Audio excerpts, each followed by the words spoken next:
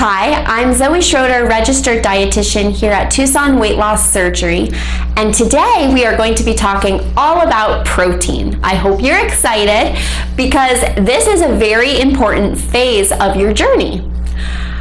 Let's review the different phases. Pre-operatively, you are what's in the produce phase. Then we move into the honeymoon phase post-op. This lasts about a year, might be more, might be less, depending on you. This honeymoon phase is when you are losing the majority of your weight. We also call this the protein phase. Then after you're out of your honeymoon phase, you go into that lifelong maintenance phase back to produce. And we'll talk about that in a later video, so don't worry.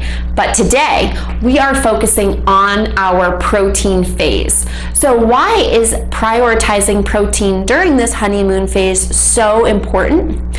Well, there are several reasons. The number one reason is to minimize your muscle loss. Muscle requires more calories to maintain than fat. And if you are in really low calories, like you will be right after surgery, we need to make sure that the majority of those calories are coming from protein so we can preserve your muscle. Muscle helps you actually maintain your weight loss, which is why it's so important that we keep as much of it as we can.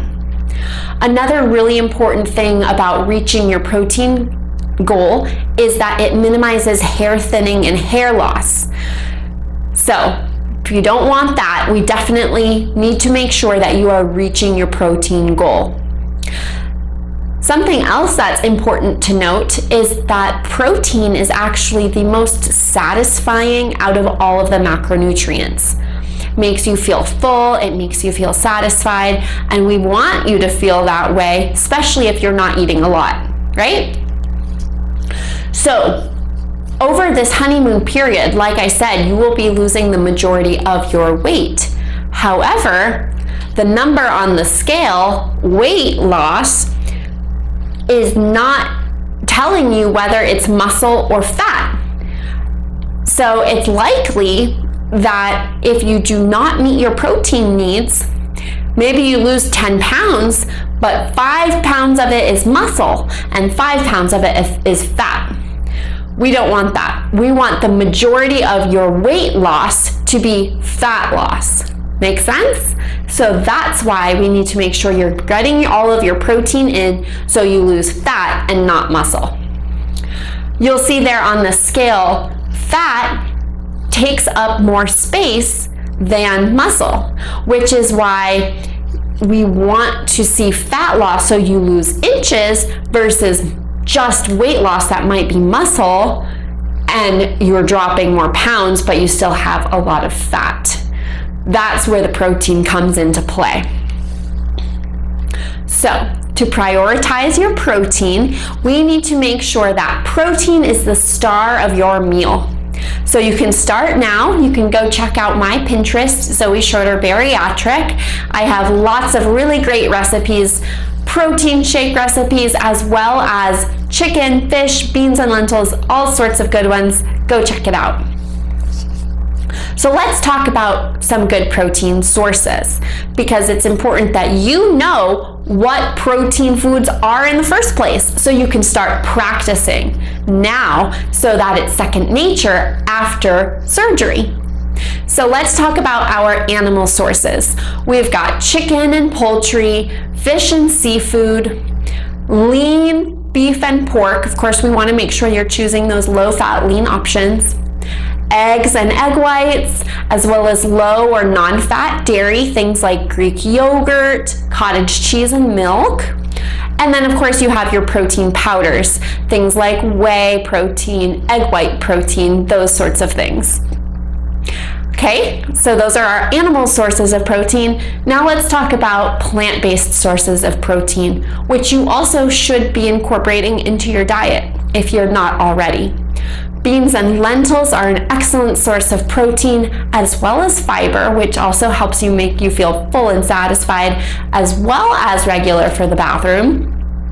nuts and seeds, soy products like tofu and tempeh.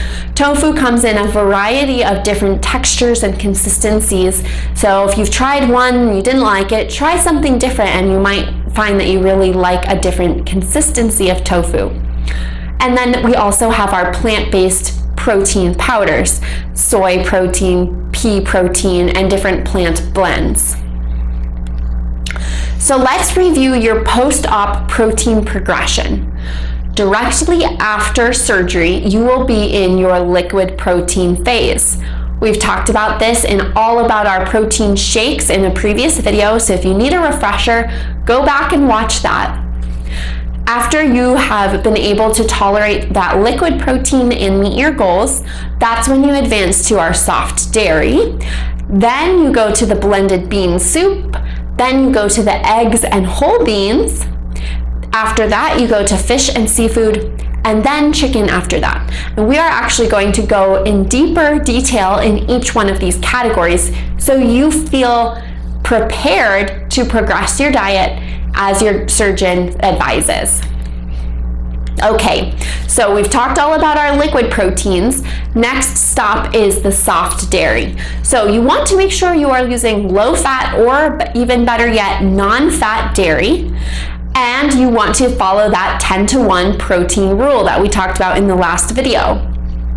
So things like Greek yogurt, cottage cheese, and ricotta cheese are all great sources of soft dairy, as long as you are choosing the lower non-fat sources. Then we move on to beans. Beans post-op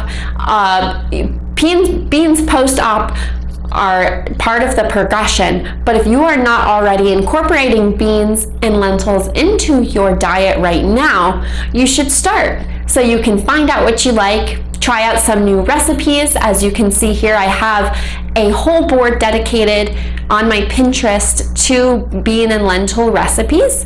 So go check that out and start incorporating beans into your diet now. You may have previously written beans off because they were too high in carb, but here's the thing.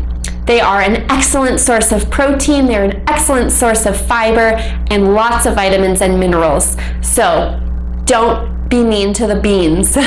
You want to make sure that you're eating beans as much as possible. So first stop post-op after your soft dairy is going to be those blended bean soups first, and then after you're able to tolerate those, you can go ahead and progress to whole beans as well as eggs. Then after you can tolerate those whole beans and eggs, we move on to fish and seafood as well as nuts. So there are lots of varieties of fish and seafood that you can try if you are not very into it right now.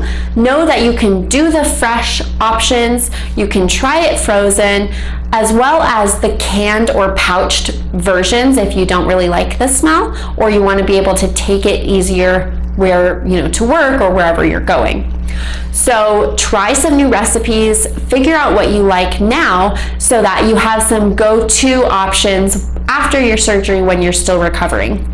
And I have a board dedicated all to fish and seafood recipes on my Pinterest, so be sure to go check that out as well. So now let's talk about nuts and seeds. So as we know, nuts and seeds are a healthy plant-based source of protein. However, they are also high in fat. They are a healthy unsaturated fatty acid, but that being said, fat is still high calorie regardless. So that's why we need to make sure you are conscientious of your portion size when you are having nuts and seeds and nut butter. So we have our portion here of a 1/4 cup or 1 ounce of your nuts.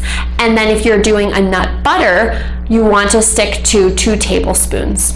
Because even though it is healthy, it can add up in calories quickly. Then the final protein phase is our chicken and turkey. Right now you want to have easily digested turkey and chicken. So cooking it in the crock pot or instant pot, whatever you have, is a really good idea because it gets so shredded and delicious and juicy, but it's also easier to digest. You can also poach it, or you can do the canned option. Just like canned tuna fish, you can get canned chicken breast. And having some low sodium turkey or chicken deli meat is also something nice to have on hand if you need a nice lean protein source on the go or in a pinch.